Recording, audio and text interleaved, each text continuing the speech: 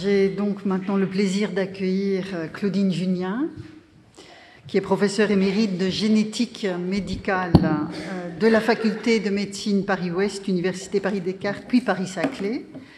En 1993, elle a créé l'unité de recherche génétique, chromosomes et cancer de l'INSERM à l'hôpital Necker des enfants malades, où elle a travaillé jusqu'en 2009. Elle a ensuite poursuivi ses recherches à l'INRAE. Et en tant que médecin hospitalier, elle a créé puis assuré la responsabilité du service de diagnostic moléculaire prénatal d'affections héréditaires. Alors, au sein d'une bibliographie très spécialisée, elle a publié en 2023 avec Nicole Priolo un ouvrage intitulé « C'est votre sexe qui fait la différence ». Et c'est précisément la question du sexe et du genre dont elle va nous parler, et ce, en inscrivant sa réflexion, si j'ai bien compris, dans le cadre des avancées de l'épigénétique. Nous vous écoutons. La parole est à vous. Merci pour cette invitation. Je suis très contente de pouvoir présenter ce sujet et mon obsession sur essentiellement le sexe, mais je vais parler de genre aussi. Je vais essayer de vous montrer comment, dans le domaine médical, surtout pour les maladies, on relativise le rôle du sexe et du genre. Et j'aurais peut-être, vous allez le voir, des points de vue un petit peu différents, mais je crois que ça dépend justement de l'angle sous lequel on regarde ces problématiques. Alors, la première... Sur ma première diapo, je résume très grossièrement les différences entre les hommes et les femmes.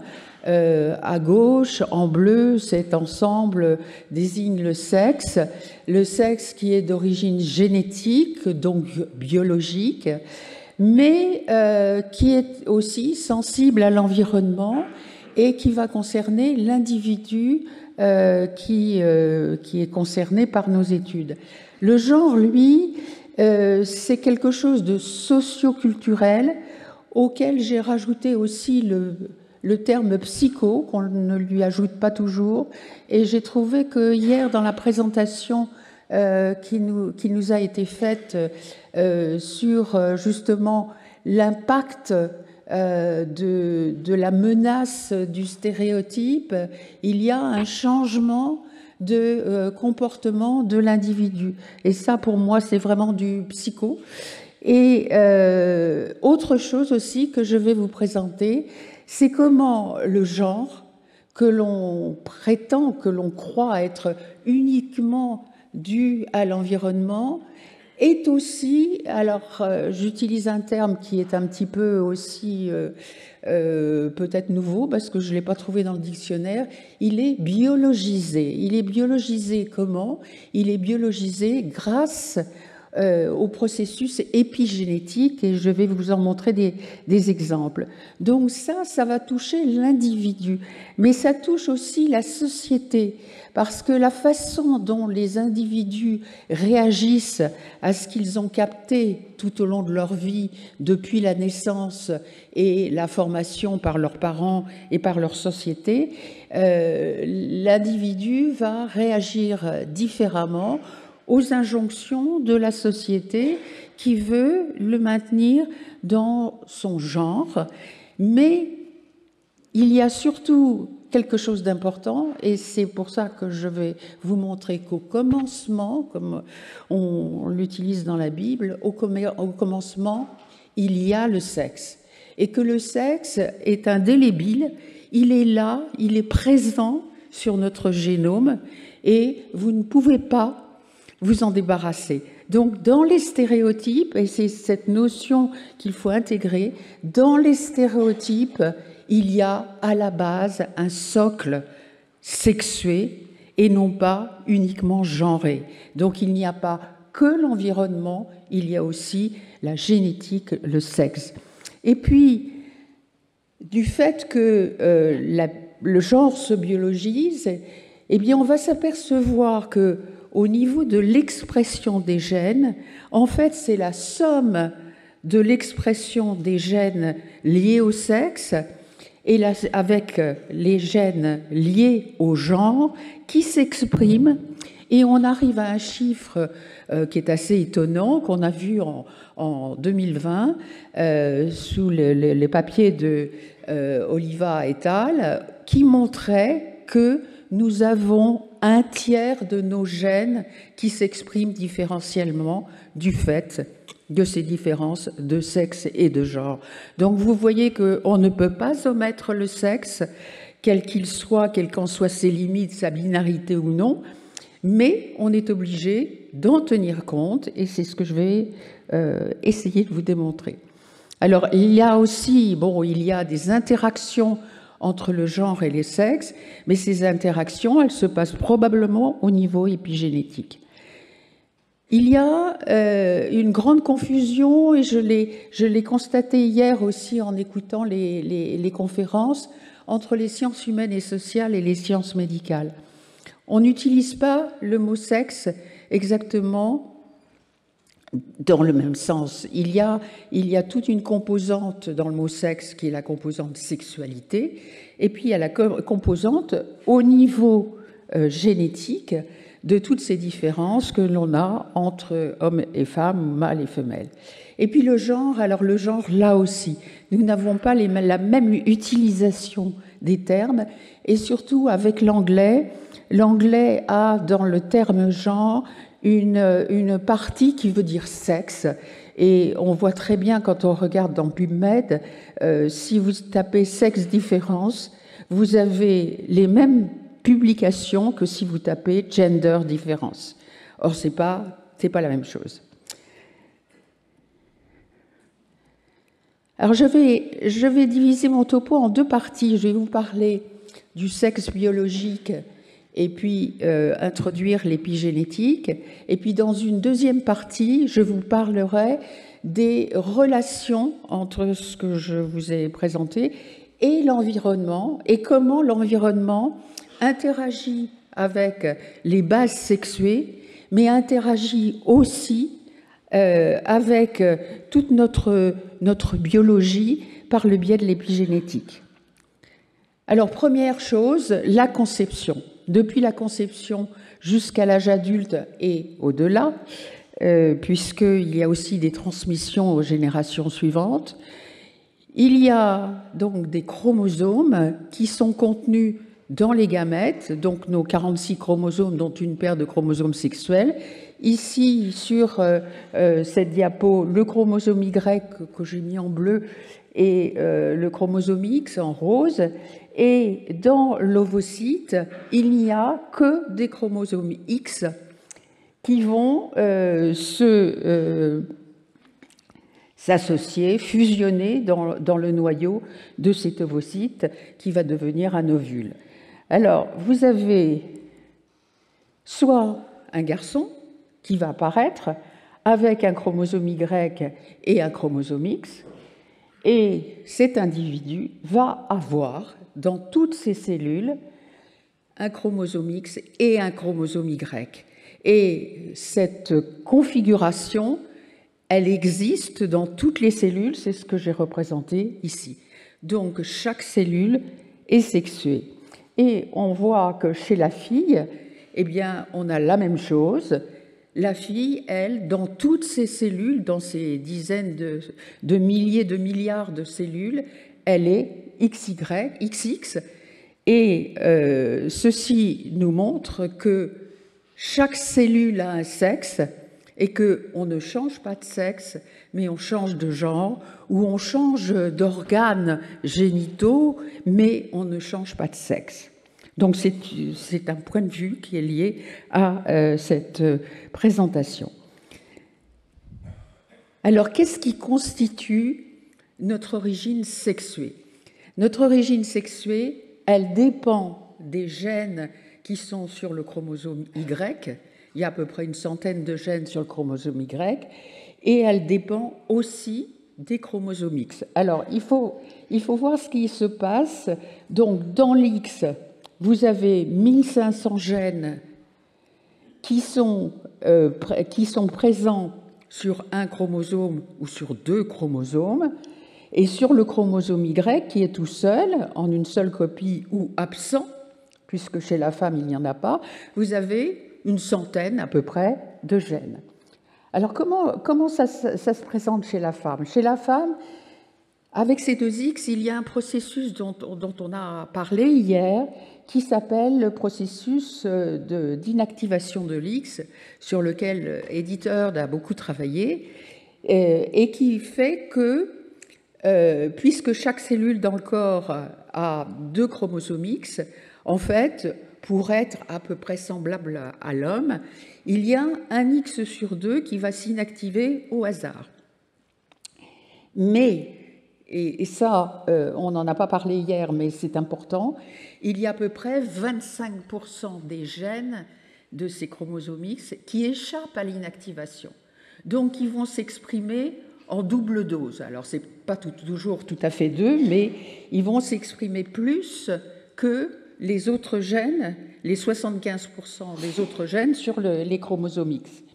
Chez l'homme, eh bien, il n'y a pas ce processus, et l'homme n'a qu'une seule copie des 1500 gènes de l'X, et en particulier des gènes suppresseurs de tumeurs, il y en a 4 ou 5 ou 6, et ces gènes suppresseurs de tumeurs échappent à l'inactivation de l'X, donc ils sont présents sous forme de 2 copies chez la femme, et on sait, il y a des relations qui ont été déterminées dans certains modèles, mais on sait que ces gènes suppresseurs de tumeurs échappent à l'inactivation de l'X et jouent un rôle dans l'apparition des tumeurs. Et on sait que l'homme a une fréquence d'apparition de tumeurs qui est supérieure à celle de la femme. Donc il y a bien entendu d'autres gènes, mais c'est ça qui est important. Donc vous voyez cette origine unique. Donc quand on va vous parler d'interaction avec les tumeurs, je vous montrerai les modèles qui permettent de déterminer ça. Quand on regarde ces interactions avec les hormones, eh bien, on s'aperçoit qu'il y a toujours le rôle de ces gènes qu'il faudrait prendre en compte et qu'on oublie de prendre en compte, ou qu'on ne sait pas. Alors, j'ai repris une partie du travail d'Edith pour vous donner une définition de l'épigénétique. L'épigénétique, c'est un phénomène, c'est un mécanisme qui intervient dans énormément de mécanismes, la réplication, la réparation et bien d'autres mécanismes, mais aussi, surtout, ce qui nous intéresse ici, c'est l'activité des gènes, l'expression des gènes. Donc, c'est cette définition que je trouve la plus appropriée aujourd'hui. Elle désigne l'étude des molécules et des mécanismes qui peuvent entretenir des états d'activité génique alternatifs, donc des gènes qui s'expriment ou qui ne s'expriment pas, ou toutes les valeurs intermédiaires, dans le contexte de la même séquence d'ADN. Le problème, c'est que, effectivement, ces gènes, en fonction de leur habillage épigénétique, on ne sait pas dans quel type de cellules ils vont s'exprimer, on ne sait pas quand ils vont s'exprimer au cours du développement et au cours de la vie, et on ne sait pas quelle va être la hauteur, le niveau d'expression de ces gènes. Donc vous voyez, il y a encore énormément de questions à se poser. L'épigénétique, pour partir vraiment du départ, vous voyez que vous avez la double hélice de l'ADN qui va s'associer au centre, vous avez une petite bille, ce sont des histones, des protéines, et on le verra sur la diapositive suivante, ces protéines peuvent subir des modifications. Et le tout va venir se compacter à l'intérieur du noyau. Donc les principales marques épigénétiques, celle qu'on a surtout étudiée, c'est la méthylation de l'ADN. Donc vous voyez sur la partie droite qu'effectivement il y a des petits dessins, des petits des petites molécules qui viennent s'ajouter.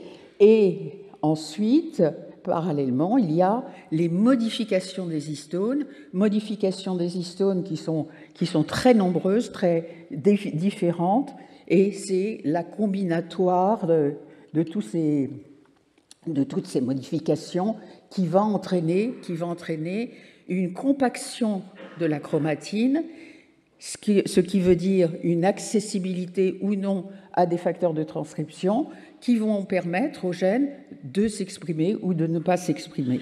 Donc c'est généralement quand la chromatine est ouverte qu'elle va accueillir ces facteurs qui vont lui permettre de synthétiser un ARN qui ensuite va permettre la synthèse de la protéine.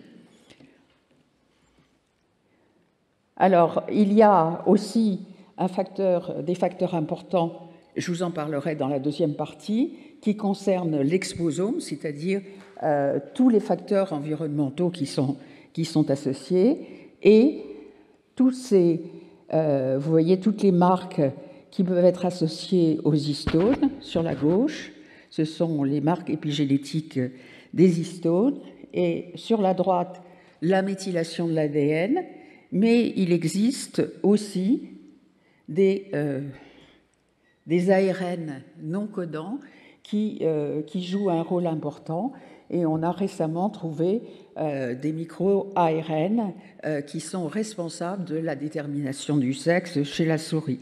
Donc on a encore beaucoup de choses à découvrir.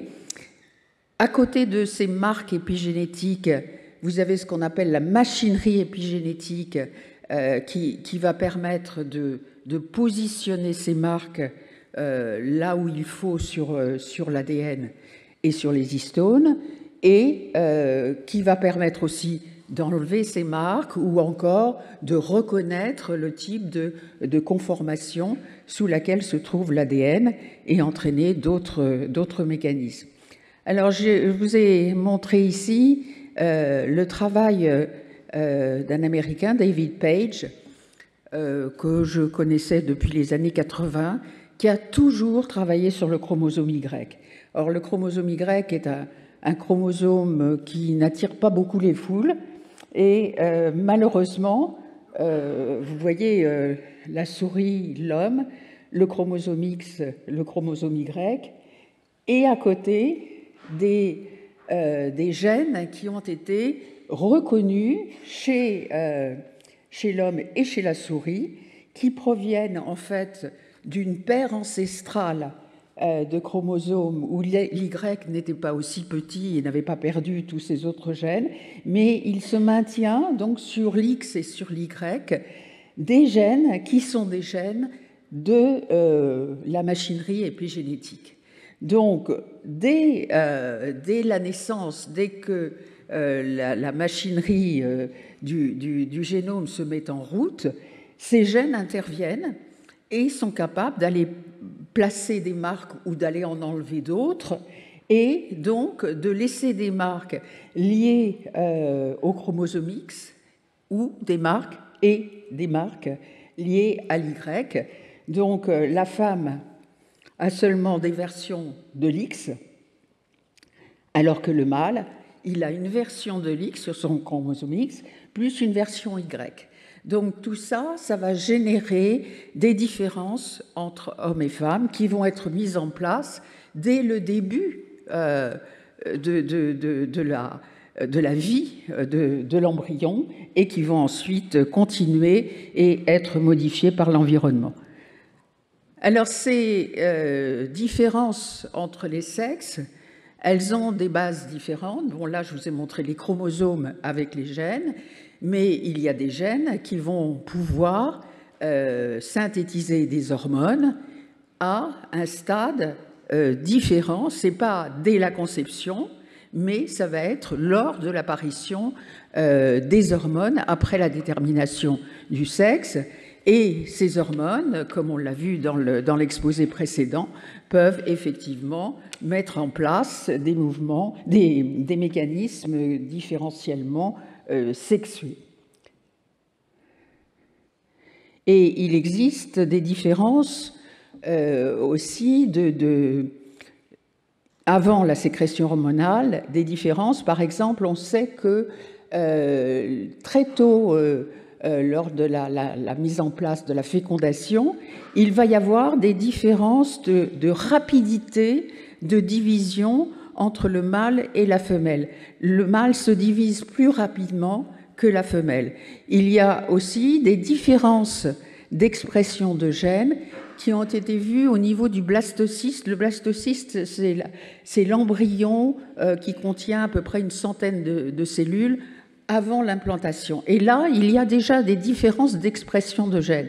Donc, ce sont des différences d'expression de gènes qui ne sont pas dues aux hormones. Il n'y a pas que les hormones, il y a aussi les gènes qui forment, comme je vous le disais tout à l'heure, ce socle de base du sexe.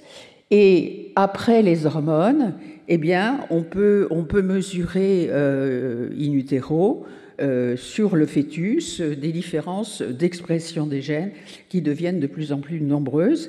Et on peut regarder aussi chez l'adulte et s'apercevoir que la physiopathologie des hommes et des femmes diffère, on l'a vu à travers les exemples qui nous ont été présentés, et surtout que le terme, si vous posez sur PubMed le terme sexe différence, vous avez 34 746 publications.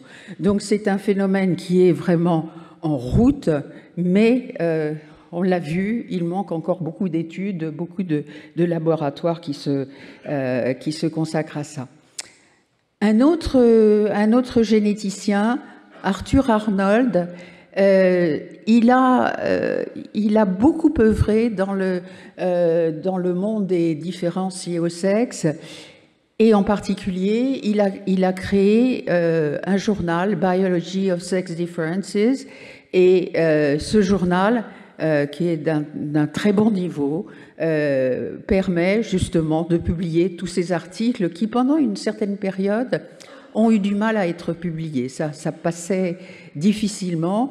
Et maintenant, au mois de mai, il y a eu dans Nature, la une de Nature, montrant que la comparaison des mâles et des femelles apportait quelque chose de fondamental dans la recherche et qu'il faut vraiment utiliser les animaux mâles et femelles dans les expériences. Alors, c'est ce modèle qu'il a créé aussi, qui s'appelle le four-core genotype, fait chez la souris, utilise une anomalie chromosomique trouvée chez la souris qui transfère le gène SRY qui est responsable de la détermination du sexe. Donc, le gène SRY est transposé sur un autre chromosome, le chromosome 3. Et on peut donc, en combinant une femelle XX normale et un mâle XY, mais qui a SRY sur un autre chromosome, on peut les combiner et on obtient différents types de génotypes, donc des XX normaux et des XY sans le gène SRY, qui sont tous les deux dotés d'ovaires puisqu'ils n'ont pas le gène SRY, et ceux qui ont hérité du chromosome 3 avec le gène SRY, ils ont des testicules, mais ils n'ont pas le chromosome, ils ont le chromosome Y-, et on peut donc étudier ces animaux dans différents systèmes. Il y a énormément de publications qui ont été faites sur ce sujet en étudiant ce modèle, et on peut effectivement savoir si c'est la présence des ovaires ou des testicules, ou si c'est la présence du chromosome X ou du chromosome Y qui joue un rôle dans tel ou tel trait ou pathologie selon le modèle étudié. Donc c'est un modèle qui est vraiment très important. Alors maintenant, je vais passer à la deuxième partie, vous montrer comment l'environnement laisse ses traces sur l'épigénétique, sur donc les mécanismes que je vous ai montrés tout à l'heure, à la fois pour le sexe, puisque, par exemple, au cours de la vie fœtale, vous avez des influences environnementales apportées par la mère, que ce soit par sa nutrition, par exemple, ou par son stress, ou par les violences qu'elle peut subir. Et donc ça, c'est quelque chose qui va se passer avant l'apparition des hormones, puis après l'apparition des hormones. Mais il y a aussi tous ces facteurs environnementaux qui peuvent être transférés. Donc, dans le cas du genre, eh bien, ce sont les influences liées à la société à partir de la naissance qui vont pouvoir mettre en place des marques épigénétiques, donc devenir biologiques. Donc, le genre peut, d'une certaine façon, devenir biologique. Alors, l'exposome, donc, ce sont les différents types de facteurs environnementaux selon leur nature. Vous voyez sur cette représentation, en haut, vous avez l'alimentation, l'exercice physique, les catastrophes naturelles, comme par exemple le 11 septembre ou des pluies verglaçantes au Canada qui ont coupé du monde des individus pendant plusieurs jours.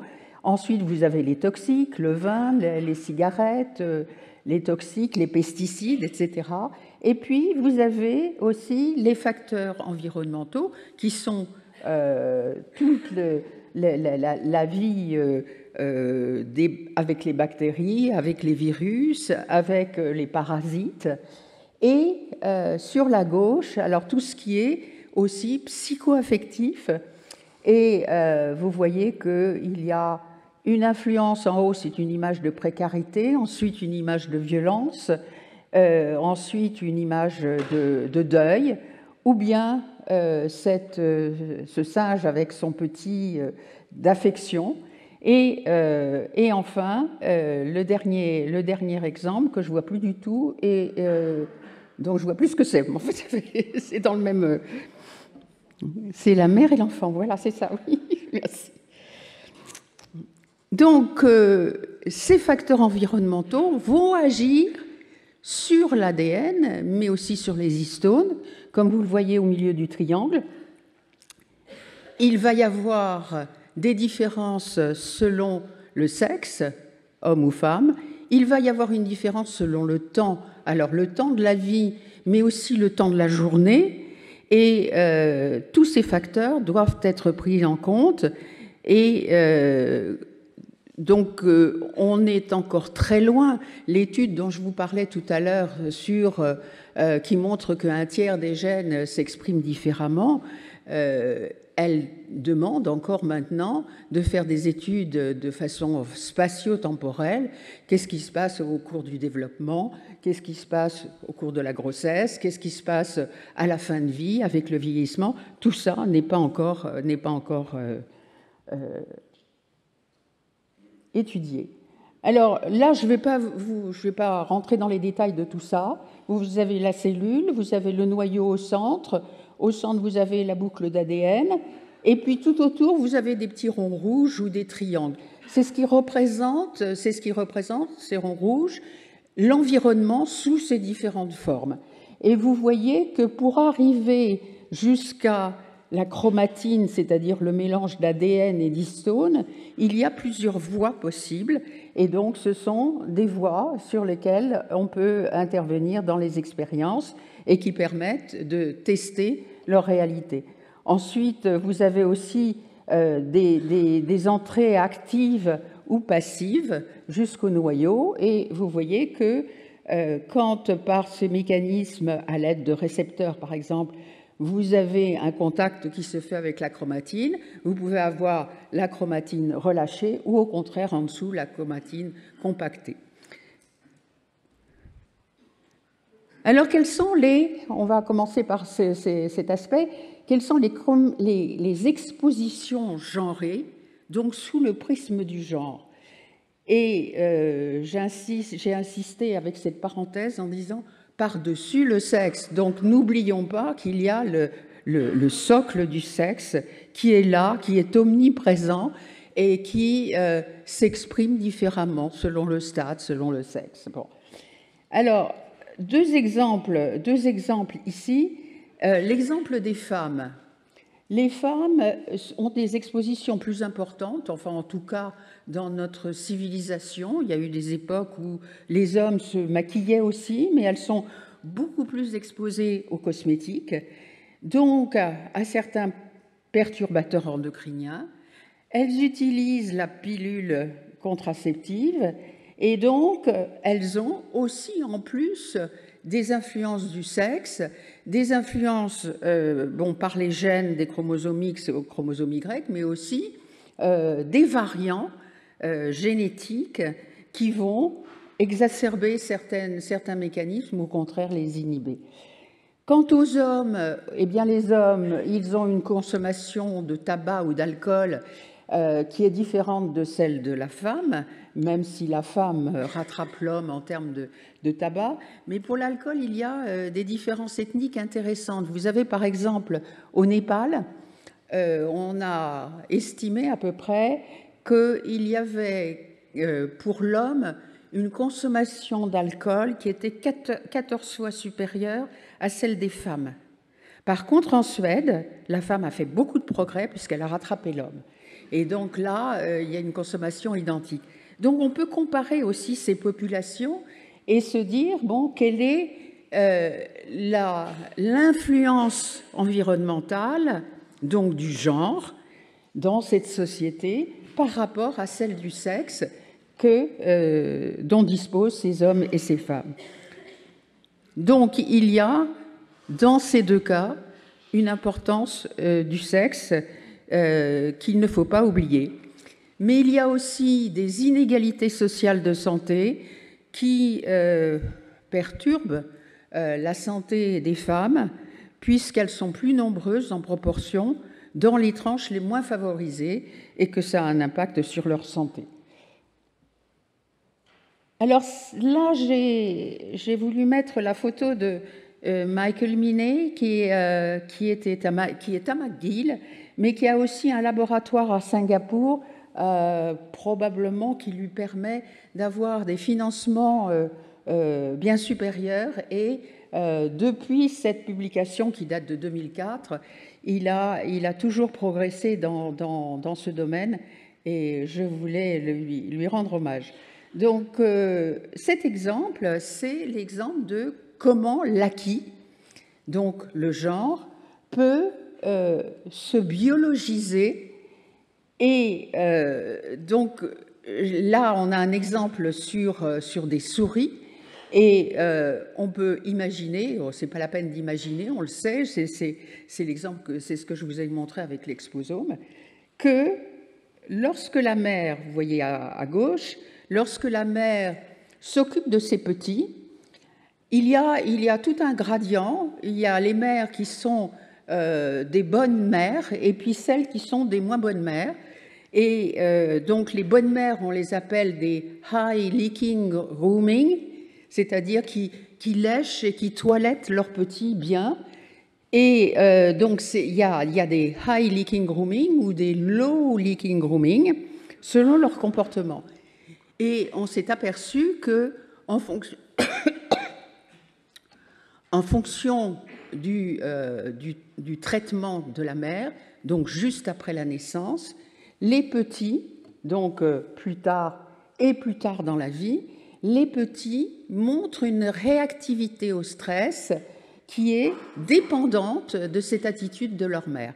Et comme vous le voyez en bas, sur l'ADN, les auteurs ont regardé le récepteur, la région du récepteur aux glucocorticoïdes, ils ont regardé l'environnement épigénétique et ils se sont rendus compte que selon que la mère avait été une bonne mère ou une mauvaise mère, la réactivité au stress des petits était différente et surtout que ce gène du récepteur aux glucocorticoïdes qui est important dans la réactivité au stress, que ce gène avait des marques de méthylation sur l'ADN ou des marques d'acétylation sur les histones selon le comportement de la mère. Donc vous voyez que les high leaking grooming à gauche ou les low leaking grooming à droite n'ont pas les mêmes marques épigénétiques l'une que l'autre. Et surtout, une expérience très intéressante, ils se sont aperçus que on pouvait utiliser des produits chimiques qui enlèvent la méthylation ou l'acétylation et que l'on pouvait donc faire réverser le comportement de ces animaux.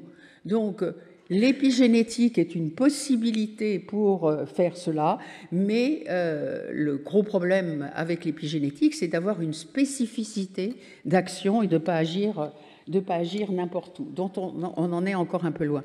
Donc ça, pour moi, c'est le premier exemple de biologisation, et on le voit aussi aujourd'hui dans l'espèce humaine. Le deuxième exemple, celui-là, celui que je vous ai montré, n'était pas sexe spécifique, mais avec les mêmes mères, on s'est rendu compte que lorsque la mère lèche la région anogénitale chez les petits mâles, cela entraîne un meilleur développement des organes génitaux externes, et que c'est la testostérone qui donne une odeur que les femelles, qui attire les femelles, les mères. Ça, c'est pour les mâles. Et pour les femelles, eh bien, on s'est rendu compte que les filles des mères qui sont des high leaking grooming deviennent elles aussi des high leaking grooming ou des low leaking grooming si leur mère est low leaking grooming. Et donc, c'est quelque chose qui va se transmettre donc de génération en génération. On va avoir un petit tas de bonnes mères ou un petit tas de mauvaises mères qui vont entraîner des modifications. Alors, on sait que là, c'est au niveau du récepteur aux estrogènes qu'il y a des modifications épigénétiques et en particulier une méthylation de l'ADN. Et donc là, c'est sexe spécifique. Alors, un dernier exemple, je vous en ai déjà parlé, les 44 tissus qui comprennent 11 tissus de cerveau qui sont dans ce consortium du GTX, Genotype Tissue Expression, permettent à différents laboratoires d'étudier l'expression des gènes dans leurs modèles animaux. Et on a donc de la génétique, de l'épigénétique et la biologisation épigénétique de l'environnement.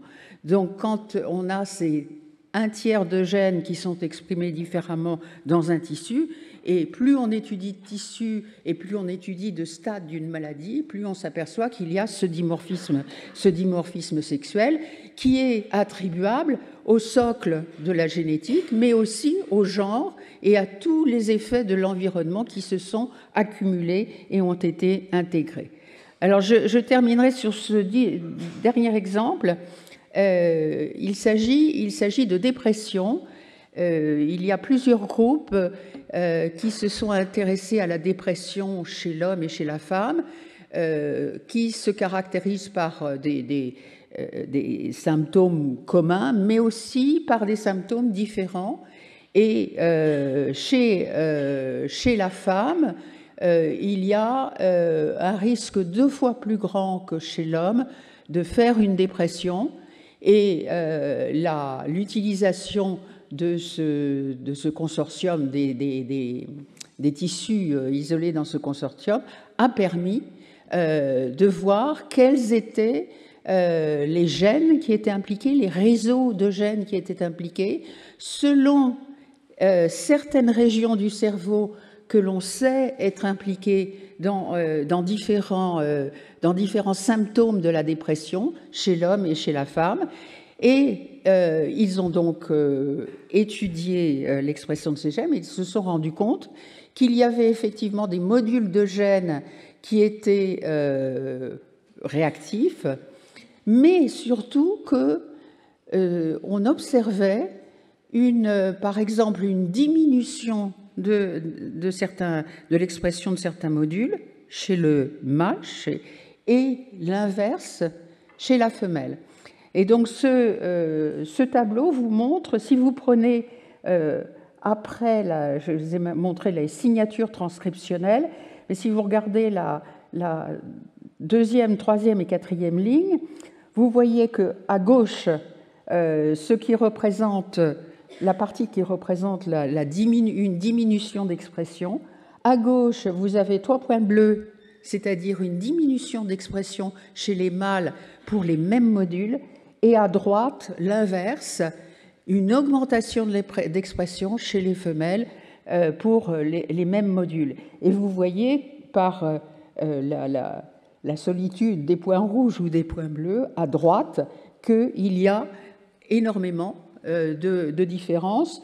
Dans leur papier, je vous ai mis la référence ici, ils montrent qu'il y a à peu près 75% des systèmes qui sont étudiés qui ne bougent pas entre le mâle et la femelle. Donc ça, c'est un exemple de ce qu'il faut faire dans tous les tissus qui sont impliqués dans les différentes maladies. Alors, vous voyez sur ce schéma que, à l'origine, on a de l'inné qui est génétique, de l'acquis qui est socioculturel, mais au final, on a cet ensemble de l'épigénétique qui constitue l'épigénome, c'est-à-dire avec toutes les modifications épigénétiques qu'on peut constater, et qui va permettre de différencier les hommes et les femmes dans tous les tissus. Alors, je terminerai par ce qui est recommandable aujourd'hui, et on en a beaucoup. Il faut que l'on définisse bien les notions de sexe et de genre pour la sphère médicale. Bon, par exemple, je vous disais tout à l'heure qu'on ne change pas de sexe, donc les transgenres ne changent pas de sexe, ils changent de genre, et c'est très important parce que ça implique d'autres mécanismes importants, comme ce sont souvent des individus qui prennent des hormones. Il ne faut pas oublier que leurs cellules, elles ont le sexe d'origine et non pas ce qu'ils croient être le sexe d'arrivée. Donc c'est quelque chose de très important à imposer dans la formation des médecins du corps médical, mais aussi d'autres domaines. Dans la recherche, c'est fondamental. Vous avez vu avec l'exposé précédent tout ce qu'on peut montrer dans la recherche et qui ouvre des horizons extraordinaires, parce que quand on va voir, par exemple, que le mâle a des systèmes protecteurs contre une maladie, on va pouvoir essayer de trouver quel est le mécanisme, le gène qui intervient, et on va pouvoir le donner à la femme.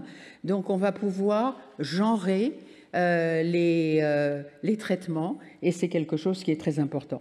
Et puis enfin, au niveau des pratiques, il faut aussi, tous ceux qui s'intéressent au genre s'intéressent à ces pratiques. Les pratiques dans le monde médical ont réellement besoin d'avoir des notions mieux définies de sexe et de genre. Voilà, je vous remercie.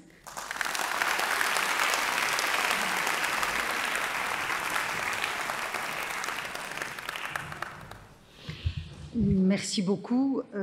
Comme nous avons déjà un peu mordu sur le temps de la communication suivante, je propose d'ouvrir un très brève discussion avec une ou deux questions. Donc si... Ah oui, voilà. Sonia Garel. Bonjour, merci beaucoup pour cette intervention.